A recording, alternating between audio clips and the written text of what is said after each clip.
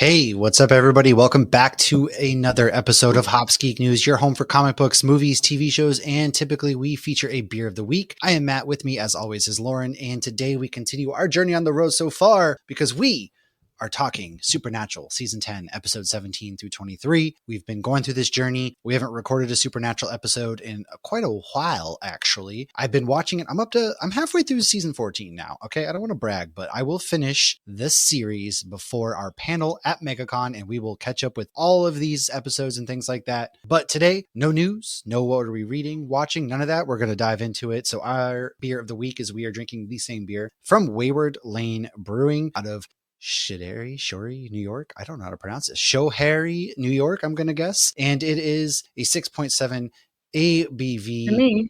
And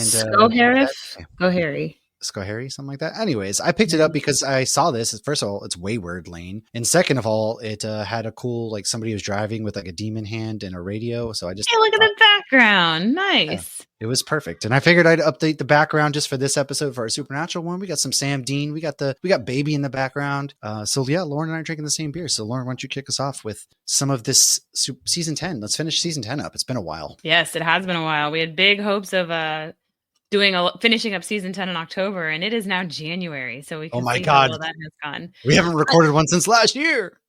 Anybody who's a big Supernatural fan is going to be in Orlando, MegaCon weekend. We are hosting a Supernatural panel, so expect a lot of Supernatural. Yeah. I think beforehand, getting excited. I got to start prepping questions, topics, all that fun stuff. So we last left off with episode 16, Paint It Black, and now we are on to Inside Man. So Dean has the mark, and he is getting worse, and he's having nightmares. So naturally, Sam and Cass are on a secret mission to try to get rid of the mark. Of course, the secrecy is not letting Dean know, and they reach out to Bobby, who's just chilling in heaven, listening to some music, and, reading a book, watching some TV, enjoying himself, which I love. And they need him to let Cass into heaven so he can get to Metatron because Hannah told him he was not allowed to get to Metatron. So they're using Bobby, basically. However, they learn Metatron was completely full of shit about curing the mark. Meanwhile, Rowena goes to attack Dean, unknowing he can't die, and it backfires. Rowena thinks Dean is holding Crowley back.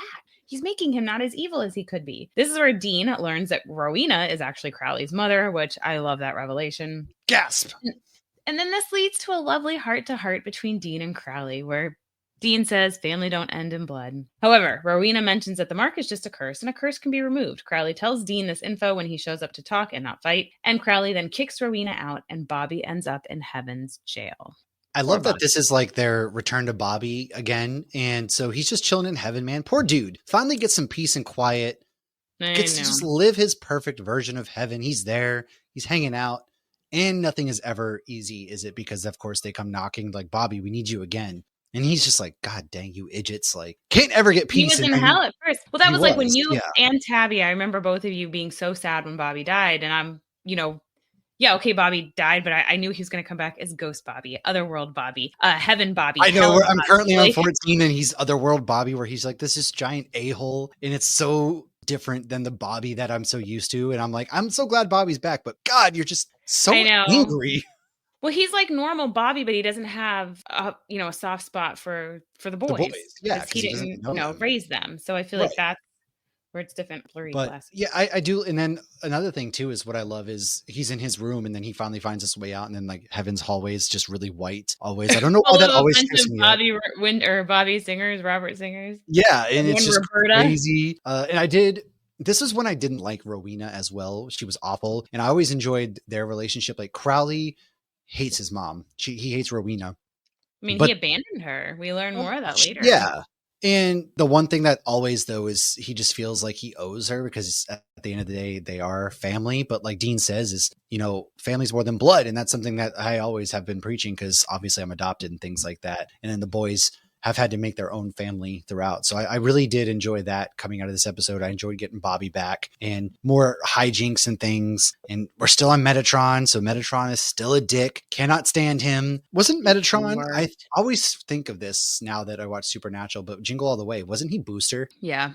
Yeah. And so like, no one likes you. The nerds. Nobody likes him as Booster. Nobody likes him as Metatron. He's just plays the worst of the worst characters. I don't think anybody liked him in Revenge of the Nerds either. He was like the nerd. It was like you didn't even want him. I mean, I haven't seen that in forever, but it's been a long time. Yeah. He's got a face you'd love to punch. Well, that and his voice is a certain distinctive voice too, which I think lends to kind of the annoyance of the characters that he plays. And so it kind of blends in and he plays the perfect kind of a-hole at the same time. Yeah. So I get it. He's really good at it. To the actor. Yeah. It's like the same thing. Like when I would get so mad at Gordon or Henriksen, it was like, well, they're doing a fantastic job if they're making me hate them. And obviously Henriksen had a bit of a redemption, which I wish they hadn't killed him when they did. Cause I think that would have been really cool to have somebody in the FBI for just a little bit. I understand you don't want to make it too easy, but just for a little bit, that would have been cool. But that's like season 3. So I won't go into that. But it was funny because they do ask him one time, like, you could pick any vessel and this is what you picked. And he's like, hey, I like this vessel. Or he like defends his choice, but it is funny. And obviously has a sense of humor about what he looks and sounds like in real life, or he wouldn't be okay taking roles like that.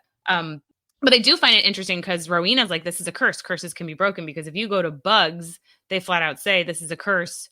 We're shit out of luck. There's nothing we can do. We have to just wrap it up and get out of town. Like they never broke that curse. They were just like, don't mess with it, again. And so I think that's, so many things, like what we're talking about in this finale. Yeah. You can't kill death. They kill death. Like, ooh, demons, that's kind of big. And like later on in season 15, I mean, like Crowley, look, he's like BFF with the demons. So I know, like so much like progression. We start with low level vampires. We got to kill the vampire guys. We got to kill these demons. And first of all, I mean, they start. Obviously, the first season's Lucifer. Yeah, that's about as big as it gets until I do know who the big bad guy is for season 15. But who's the big bad guy? You do know? They fight God, dude. I know that. That much I do know. I don't know anything else, but I do know God is the bad guy. And Carrie doesn't know, though. So hopefully she'll decide to listen. You're such a spoiler. No. I didn't even Google this. You don't spoil things for other people. You like no. I don't mind getting spoiled. I won't spoil it for somebody else. Number one. Number two, I found somebody was talking about it or something. I don't know. Somehow I know, but I did not Google it. I didn't Google it. No. Maybe it was like the one time I listened to you or something. I don't know. The one time you listened to me. Anyways, let's go into fun facts here about the episode. Dean is in the bunker alone, and that's when he starts to mess with Sam's stuff and even puts his toothbrush under his armpit. He was asked by a kid at a convention why he did that, and Jensen responded that it was because it was a CW show, so he couldn't actually put it where he wanted. I loved their relationship still together. When I saw that clip. You're telling a kid because I couldn't, do dirtier things. It's great. Right? Although they get away with so much blood and things on this, but who knows how far they were willing to. I don't know. Well, they get away with a lot of dirty jokes. They're just very subtle. Oh yeah, and swearing and blood and dirty jokes, but the toothbrush and right, busty Asian beauties. Yeah. Which CW actually had that website for a little bit where you could go to it and it was owned by CW. Oh my god. When Sam hears Dean screaming his name, the audio is actually taken from the end scene of No Rest for the Wicked from 2008 when Dean screams for Sam while in hell. Yeah. That's a pretty good throwback there. Yeah. When he's having the nightmare. Yeah. Bobby's letter ends with the phrase, kick it in the ass. This was a phrase frequently used by Kim Manners, who was the producer and director of Supernatural until his death in 2009. The letter also tells Sam to always keep fighting. Jared runs a charity called Always Keep Fighting that funds fights against depression. Actually, I didn't know that. That's pretty cool. I want to talk. Maybe if we see him at the con or whatever, maybe I'll have to talk to him about that because I think that's pretty cool. As somebody who takes depression meds and ADHD meds and everything like that, I don't know. I think it's a pretty cool charity because I wish people took it more seriously because once upon a time, I was legitimately asked by somebody who I thought was a friend who was like, well, why don't you just get over it and be happy? And it's like, that's not how any of this works. I wish it was, but that's neither here nor there. Yeah, no, I did enjoy this. It was a good little, I love the less serious, which this still had a lot to do. It wasn't one of those buddy cop episodes, but it was good to see Bobby back was my big takeaway. 100%. And I just love the scene where like Dean hustles the guys. Remember he messes up his hair, acts like a drunk and like orders all those nachos. Then he goes and like hustles these kids. And then Rowena, I just love the look of shock when she tried to mess him up. But then like when him and Crowley are sitting there, Crowley's got a little pitchfork in his drink. And like, it's so fun, like on brand. Their relationship. Yeah. I just think it's just so cute. It's like they're not killing each other. They're like looking out for each other in a weird way. I don't know. Yeah. I absolutely love it. Yeah, and I love that eventually. Yeah. And eventually Crowley just kind of like gives up with like, I'd love to kill you, but I just can't. Yeah, exactly. So yes, on to episode 18, the Book of the Damned. Yeah, Charlie calls the boys because she has found the Book of the Damned and the Steins are after her. The boys meet up with Charlie and Dean realizes he should not touch the book. The Steins catch up to them. Dean tells Sam to burn the book. he doesn't, of course. The signs that, meanwhile, human Metatron, my goodness, is with Cass, and Cass eventually gets his grace back after over a season without it. Now, from there, he's back to full power, but with sad little broken wings. So take these broken wings. The episode ends with Sam talking to Rowena Never learned to fly again. Book. Yeah. We're getting closer and closer to the death that I just hate. Oh, just awful. I don't see. A lot of people had took issue with. Oh damn! What was the bad guy? What was it from season 8 or something like? The season everybody hates. It wasn't Dick Roman? Roman? Where we first introduced Charlie. Right, Dick Roman. Oh, okay, yeah. Everybody hates that. But the Leviathans. I knew it started with an L, but I hate the Steins. I feel like they just gave us nothing. I don't know. I personally did not enjoy the Steins overall. The concept was cool.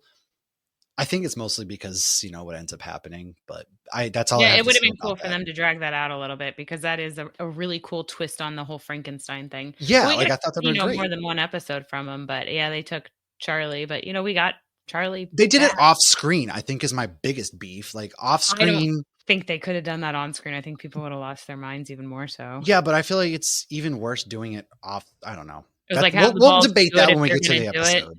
Yeah, if you're going to do it, you should show her dead, because 99% of the time, if somebody dies off screen, you're like, they're not actually dead. You didn't see them die. But then they're like, no, she's actually dead. And you're just like, what? What? Yes, we get her back, but it's still not the same. What are your thoughts? I don't really have much on this episode other than the Steins. I don't like the Steins. Sam and Rowena, honestly, though, I will say that throughout Rowena's time on the show, those two have like a really good on-screen chemistry and connection that I found to work really well for me. Like it's almost like a motherly bond in a weird way, because Sam is softer. He's never had that motherly bond. Mm-hmm. And Rowena, she's bad. She's bad guy, but is she bad guy? She looks out for people, but she always puts herself first. Right. She's very self-centered and pushing her own stuff forward. And so, she ends up obviously becoming family, because Fast and Furious and Supernatural are one and the same. Yeah, I just always really enjoy. I love their relationship when they get to talk together. Yeah, it's never romantic, but I always kind of looked at it as like a big sister, little brother thing. What's funny though is like you don't realize how much bigger he is than her, because like in scenes I saw one of the cons, they did an interview where like season 1, every time Jensen had to stand on an apple box or some box so that they could have them properly in the same panel, he got to punch Jared, because Jensen's like, I'm over 6 feet tall and I have to stand on these boxes because Jared's a giant. So, and then they made a joke like, ask Ruthie about standing on apple box. She is teeny fucking tiny. So like when you see her next to like Jared at like a convention or something, when they stand up, I was wondering, she looks very small and like frail almost, not in a bad way, but obviously he's my height. So him and I are the same height. I really want to take a table picture together with him. I do, just because we're the same height. 5'3" and he's 6'4". Wow. So he's over a foot taller than her. I dated a girl through high school and she was 5 foot flat. So I can picture what that's like. Yeah. Yeah, so she's tiny. Oh my God. And it instantly came up. Rob Benedict, 5'8". Mark Shepard, 5'9". That's funny. Well, it's like I saw Misha Collins one time. He's like, everyone thinks I'm so short. I guess he's like 5'11". He's like, I'm not that short. He's actually average man size. He's above average. I don't know what. Yeah, everybody else is just so he's much 5'11". taller. He's an inch short of Jensen's 6'1". I was gonna say Jensen's 6'1". I don't know how I knew that one. Average height of man. We're going to find this out right now. We're going to get down to business. You're going to watch out typing average and man, because you might go down another wrong. Why does it say inches? That's weird. Hey, wait a second. 76 inches? What? It says the average height of a man is 5.6 feet and a woman is 5.2 feet. But take into consideration, that's including all races. Nice. I'm finally above average. Oh, wait. I'm above average. I did see one time where Jared in a panel again. I watch too many of these clips from panels where he goes, well, I got 3 inches on Jensen and I'm taller too. Oh, that is good. Let's go into fun facts. This is a Charlie episode, so obviously there are a lot of pop culture references, including a Step Brothers quote. Did we just become best friends? One of the best of all time. With Cass and Charlie, they both did it. I love, especially because Charlie's bubbly personality and Cass is so deadpan and all of that kind of stuff. Carpal tunnel. Yeah. I think this is that one. Yeah. Castiel and Metatron are in the car. The voice on the radio is Robert Singer, executive producer and oftentimes director. And of course, the person Bobby Singer was named after. Just precious. So, episode 19, The Werther Project. We start with a family decades before in the 70s. The daughter accidentally lets something magical out of the basement. While she passes out, the rest of the family dies tragically via suicide. The surviving daughter then continues to live in that house and guard this mysterious box, and she becomes a complete shut-in. Meanwhile, Rowena and Sam negotiate about her reading the Book of the Damned, and Sam killing Crowley, a little tit for tat, a little quid pro quo. He quickly agrees to kill Crowley, because it's Dean's BFF, not Sam's, you son of a bitch. Rowena needs a codex to interpret the book, though. So the men of letters, of course, had stolen a codex years ago from another witch. So they get the codex from the daughter that did survive, but not before there's some delusions going on because they had enchanted the box to keep it safe. Ooh. And I loved Dean's. Do you remember Dean's delusion? He saw Benny. I loved that. Oh, yeah. That's right. Yeah, these are where the delusions try to get them to kill themselves, which Dean wouldn't have been able to do anyways because he had the mark. But I was so happy that they had Benny in there. I thought that was... I do love his inclusion because I really love Benny. I know. I would have loved him. Big fan. I would have loved for him to stick around for sure longer, but I get it. Become a hunter. That could have been like a cool. Yeah, that would have been awesome. That could have been a great him and Garth. Like I would have loved a spinoff of Benny and Garth going on hunts. Dude, man. I mean, they're getting married in real life now. Can we get exactly? That would have been such a great spinoff. Technically, he is in purgatory, we can always get him back, even though they didn't. Who knows? Maybe if they reboot the series, we can get that. I don't know. Hey, Jensen, if you're listening, I know that you guys want to reboot the series, so I got some ideas.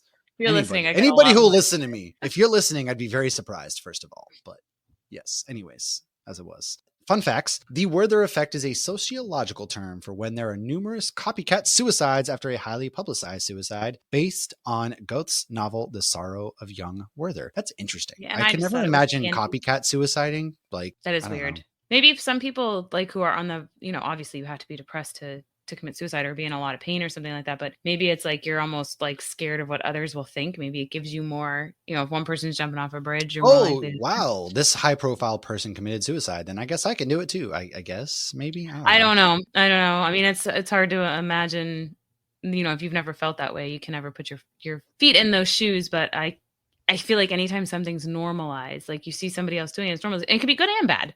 Yeah. It's like, they say, the people around you are more likely to make positive changes if they see you normalizing positive changes. Like True. Composting is becoming more normal. Whereas before it was like, you compost, what do you put your own shit in the backyard too? It's like, you think those people even though fertilizer is literally made from shit, but like, okay, sure, big guy.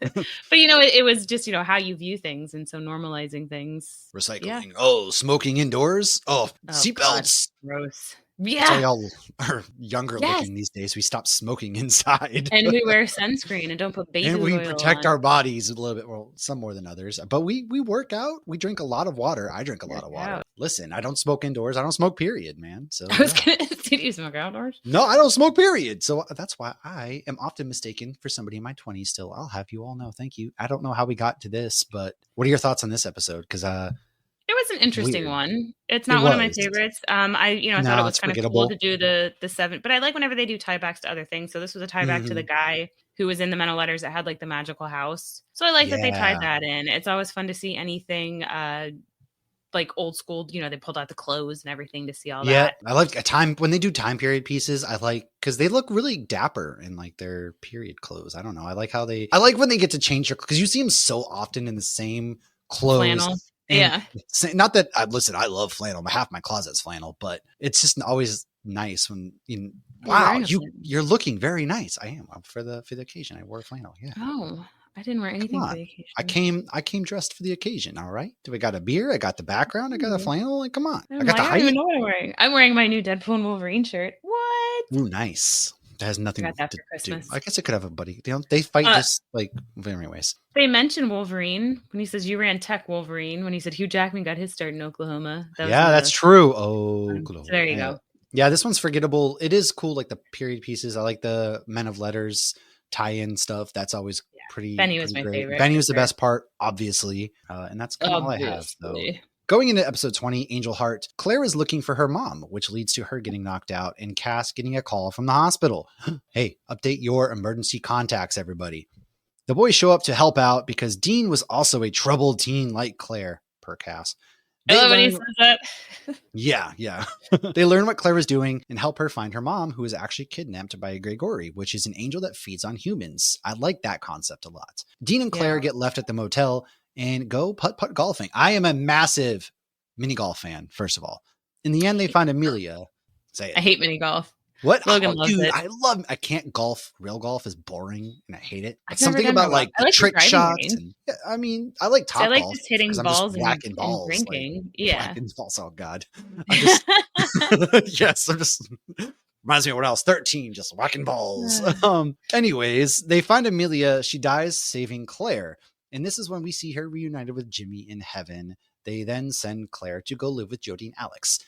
I really love Jodie anytime she's on screen. I don't remember if she gets her arm broken this one, but I was literally watching. I don't even think she's in this one. They just mentioned That's right. Yeah. She's not, because she would have had her arm broken. Every time Jodie is in this show, she gets her arm broke. Pay attention to that. Sometimes it's her leg. I don't know why they're always beating her up. Sam and Dean get I say literally too much.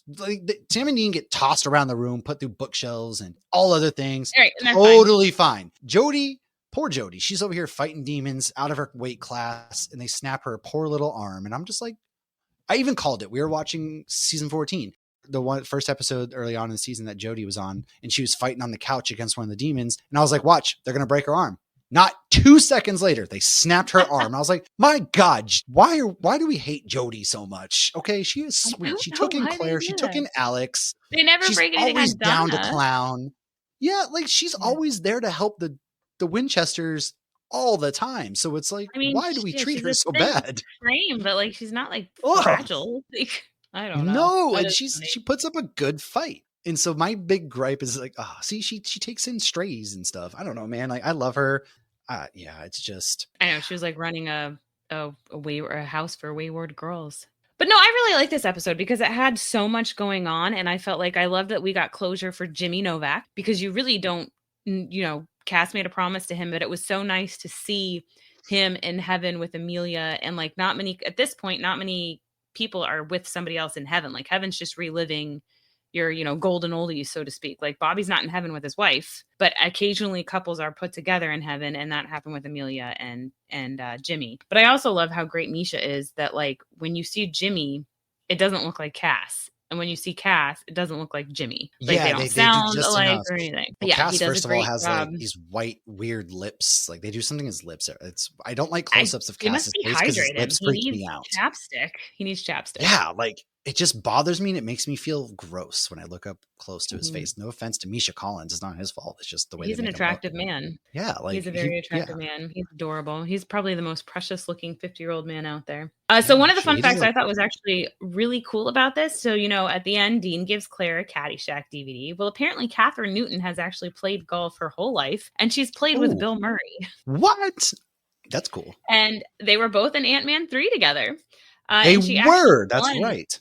Some golf tournament in Vegas, and the prize was 2 tickets to Jimmy Fallon Live. So I had to double, because I get these fun facts from IMDb, and most of them I'm like, okay, I've heard that before. Invited on that show. Okay. This was I'm gonna fact check this. Is this real? And there's video of them golfing together and all sorts of stuff. So apparently she's a really good golfer. Okay. Hey, good on her. Golf is good. It's one of there's a reason why old people play golf. It's because it doesn't hurt you. As somebody who loves football and basketball and contact sports. That was because there's a beer cart that drives around. Well, that you can also drink beer all day. Yeah. But even then, beer is so good. This Wayward Lane really Brewing, good hazy. So I would good. very much agree.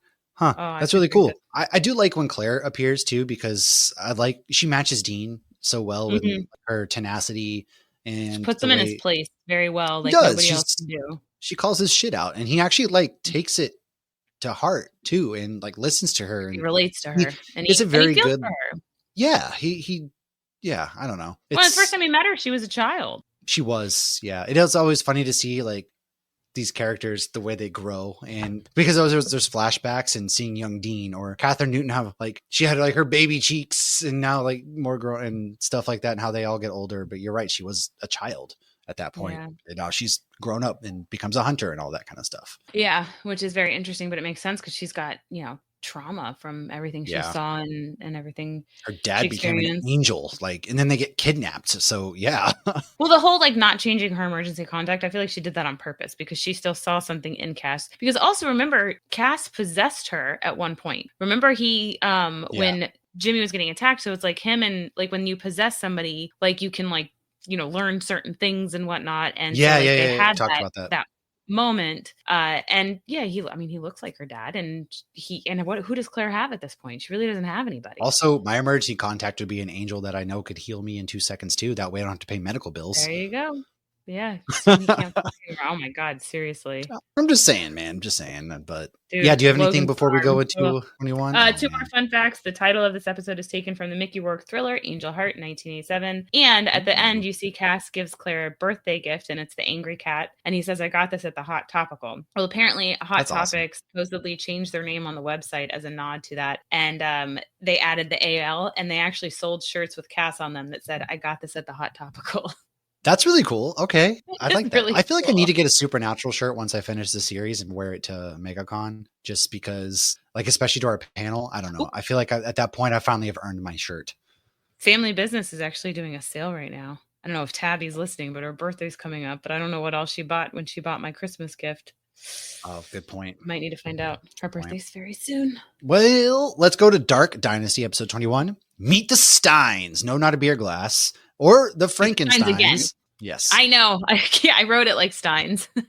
So we're back to Which, the Steins. shockingly, they are a toxic family who steals body parts to stay alive. They are none too pleased with the Winchesters as they killed a Stein last time and have the Book of the Damned that helped them become the infamous family that they are. We start this episode with some dude stealing a woman's eyes. Ooh, creepy. Reminds me of Jeepers Creepers. Which Dean finds as a case. Meanwhile, Rowena is still locked up and being forced to figure out the cure for the Mark of Cain. Sam recruits Charlie to help with the Codex. Charlie then finds out the Book of the Damned was not burned, like her and Dean thought the last time they saw the Steins. Dean is getting onto Sam as he knows something is up and the book was not burned. Charlie took off to work and get away from Rowena. And, well, yes, this is unfortunately where Charlie meets her end in a motel bathroom off screen. And I hate it. The Steins, like, the dad is such a dick, man. First of all, like, they're just creep. They did play. Oh, shout out to the actors. They played really creepy, and it was almost like here's Johnny type character when he breaks into the motel that New Orleans and finds accent. Charlie. Yeah, I think that's the accent. They do, they have the accent. They play that creepy effed up family really well. It's kind of suspenseful because I don't like body horror. When they just are really cutting body parts and things, and the eyes. Granted, they don't show any of that really, but it's still you gross. You see the actual eyes though. Like you see him like pull the eye and have like the whole like veins and stuff like attached to the eye, and then he puts them in ice, and then he leaps out of the window. Ugh. And so they do it really good, but I just don't understand why they couldn't find a way to kill Charlie not off screen. I just feel like it was a disservice to the character and what she meant to the show. I get it, but at the same time, I just don't like it. I get it, but I don't have to like it. There we go. That's what I have to say. I hate this episode for that reason. I hate it because Charlie dies. I think a lot of people do. Not because Rowena actually tells Charlie that the Book of the Damned is written by a witch named Agnes that was kind of a nutter, which is a reference to the book Good Omens, the Nice and Accurate Prophecies of Agnes Nutter by Neil Gaiman and Terry Pratchett. I love that little Easter egg because Neil Gaiman was a big inspiration for Eric Kripke. So obviously, both have Crowleys in them, a lot of similarities in those two. Charlie checks into the motel using the last name Asimov. This is a nod to the famous sci-fi writer Isaac Asimov, and they tend to do this with Charlie, as Bradbury and her other name were also like nods to famous sci-fi writers. So I thought that was cool. My last fun fact before we move on is in honor of the family featured in this episode. When Crowley is punishing a demon by throwing darts at him, he then sticks a handful of darts in, to which the demon replies, "Nice grouping." This is a reference to Young Frankenstein in 1974, when Inspector Kemp cheats at darts by running up to the board and sticking in a handful of darts when Dr. Frankenstein has his back turned. He then turns and sees the darts and says, "Nice grouping." So what a cool little Easter egg. Like they literally pulled an Easter egg from the 1974 Frankenstein in an episode involving the Frankensteins. I really do like that because they do their homework, especially when they do references and things of that nature.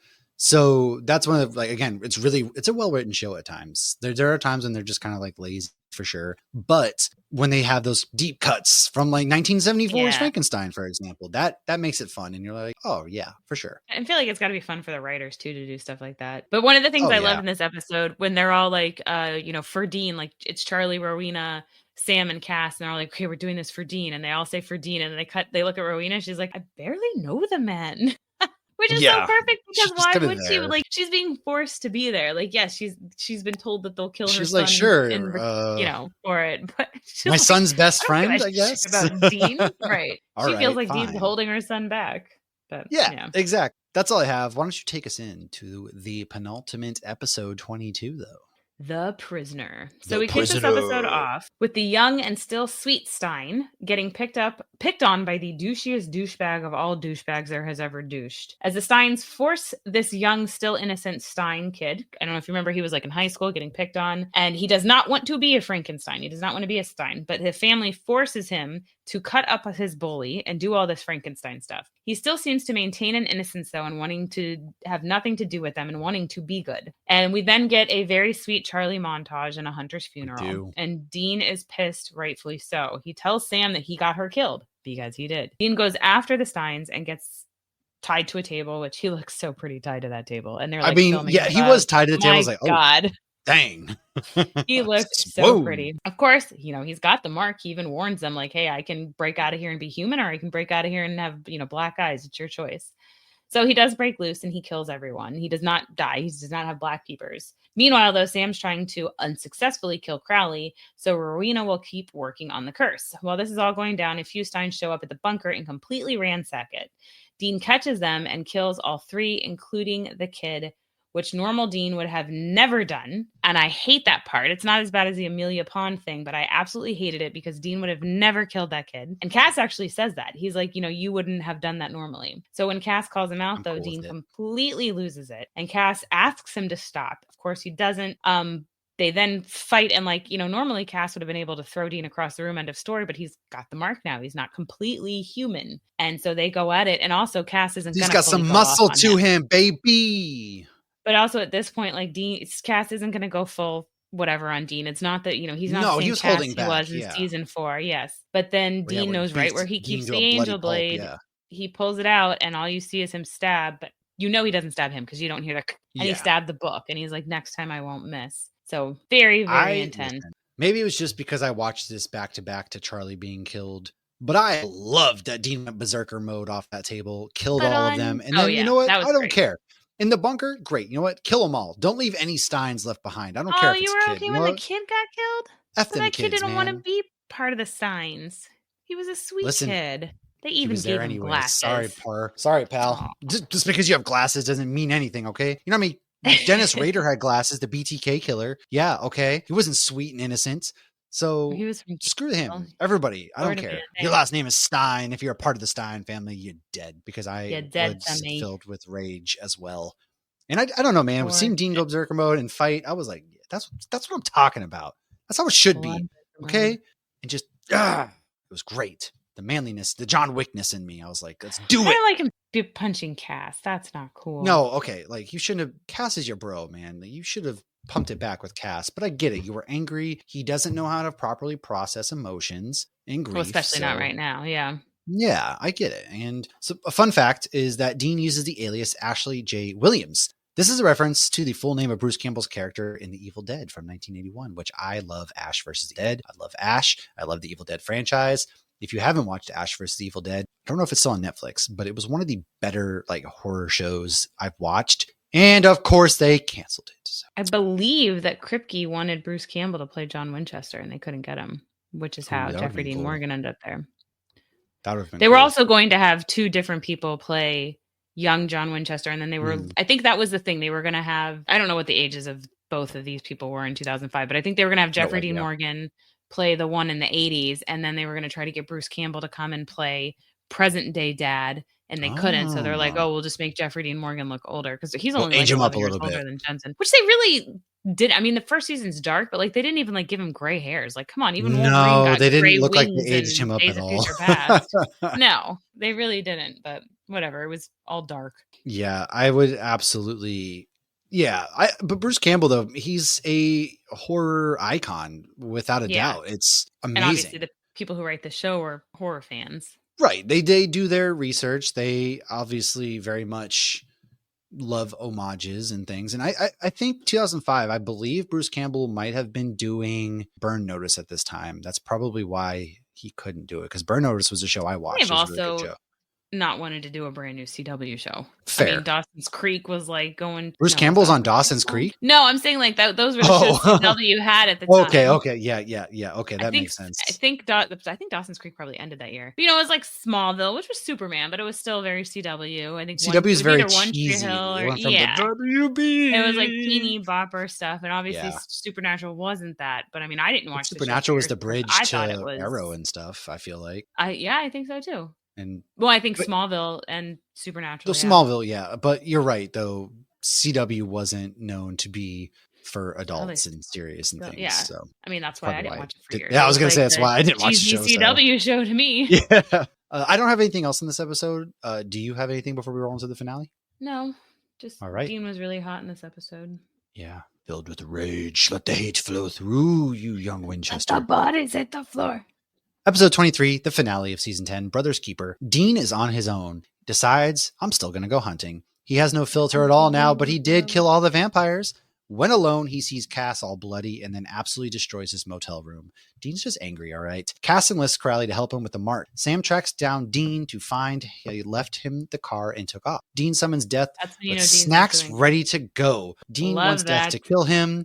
Death says, nah, not today, man, and that nothing can kill him. Death vaguely describes the darkness and how it came before life, and that the mark was the lock and key of the darkness, which went to Lucifer and then to Cain and then to Dean. Death can send Dean somewhere safe, but knows Sam won't let it be, so he wants Sam dead first. Dean decides, I'm going to kill Death. And then Rowena releases the mark, and this is when the darkness was on. Dude, she's a babe. The darkness is a babe when she's full grown up darkness. She's the armor. She is. You see full grown up darkness in this episode, right? I think you get a glimpse of her. So I think they must have already cast her. And then you get the baby and then the young one and the teenager. So I do believe that Emily Swallow was quick glance in this. They might have. I don't know. But yeah, I love Death, man. He was such a real one. He just wanted to eat snacks and chill, and Dean kills him, which unleashes hell, basically. And that wasn't his intention. But he's telling him he had to kill Sammy. So yeah. Listen, that if your brother doesn't go to those lengths, or sister or whomever, to protect you, or your friends don't go to the lengths of killing Death for you, or do you even have a relationship? I'm just saying, find you somebody who kills Death for you. At least Death died with a full tummy. Dude, that tray had like nachos and tacos. It had everything. That looked like a solid tray of food. That's something I'm getting at 2 a.m. when I'm done drinking for the night, and I just want to munchie my way to sleep, and there you go. That's perfect tray. Tacos are the he was like, I had this prepared for you. There was like something between the two of them when he appears. Well, he just knew that Death liked snacks. Yeah, but they had like a quick nod to it, which I thought was pretty cool because he mentions it. And yeah, of course, Rowena releases the mark, and the darkness.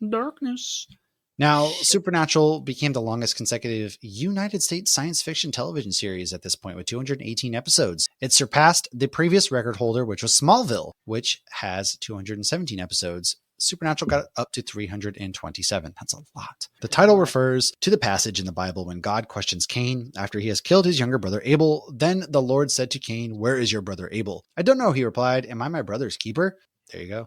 So it was funny. There is a takeout in the Winchesters because Tom Welling plays Mary Winchester's dad, so Samuel Winchester in the Winchesters. And so there's an outtake where Jensen's in it as Dean, and he says something about he made something about like a comment of like Supernatural went on for 15 seasons.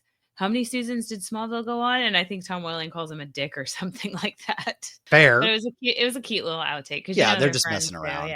Yeah. They all have a really good relationship. I've never heard people go out like bad terms or not have good relationships for the most part, unless you're joining sex cults like somebody from Supernatural or Smallville did. But I should start listening to that podcast again. I haven't listened to it in a while. The Talkville one, and they do talk about Chloe. I don't know what her real name is. I And don't know. it sounded like it was very odd for them, but they always, whenever she has an episode that she acted very well and this and that, they are very positive of that. But like they navigate that very carefully, and I think they do a good job. You'd have to. They probably had no very idea, of course. And I think she got into all that after the show anyway. So it's always unfortunate seeing what happens to people. And I'm just glad that none of our supernatural casts that I know of have gone down any paths of sex cults or death cults or anything of that nature. I know there have been people who've gotten that aren't allowed to do the conventions anymore, but I don't. Oh, there are? Yeah. I believe this is all hearsay. I have not fact checked this, so take this with a grain of salt. Cole, I believe, is one of them. And I heard maybe Ketch, which I hope that's not true because I saw Ketch in Utah and I thought he was delightful. Ketch was in Utah? I don't know. Yeah. Ketch and Crowley did a panel together. I didn't realize it was. Well, then I didn't know who Ketch was. No, you didn't. It was during something else big. I don't even think Carrie came with me. I think I don't like Ketch. Don't like him. But so maybe it's not interesting. I wonder why they can't do panels. Yeah, weird. Okay, or conventions. That's interesting. Who knows? Don't be a creep. I am good. I don't have anything else with season 10.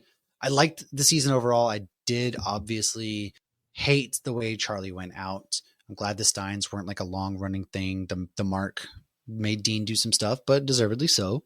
And the next season, The Darkness, I like their back and forth, I guess, because Dean kind of falls in love with the darkness, and that'll be discussed as we roll into that season. But that's all I have for season 10. And next season we get Night Moves.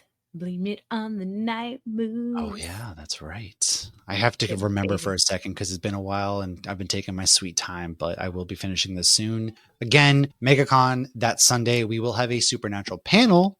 So come hang out for 11:30 a.m. Supernatural panel. Let's do it. 11:30 a.m. That doesn't work as well as 10 a.m. Santa's coming. Nope. Santa's gone. He's not coming till next year. Talk any of the folks into coming to that. We'll see. I'm trying to work some magic. In the meantime, go ahead, like, subscribe, share, follow everywhere to come find us. Come find us at the convention. We will be there. I will be there Friday, Saturday, and Sunday. Lauren will probably be there Thursday through Sunday. And we're doing the after party thing on Friday, Universal, which I'm wicked pumped for, man. So pumped. And of course, the Super Bowl is that Sunday and my wife's birthday, but we will be there. We have 2 panels. Come hang out.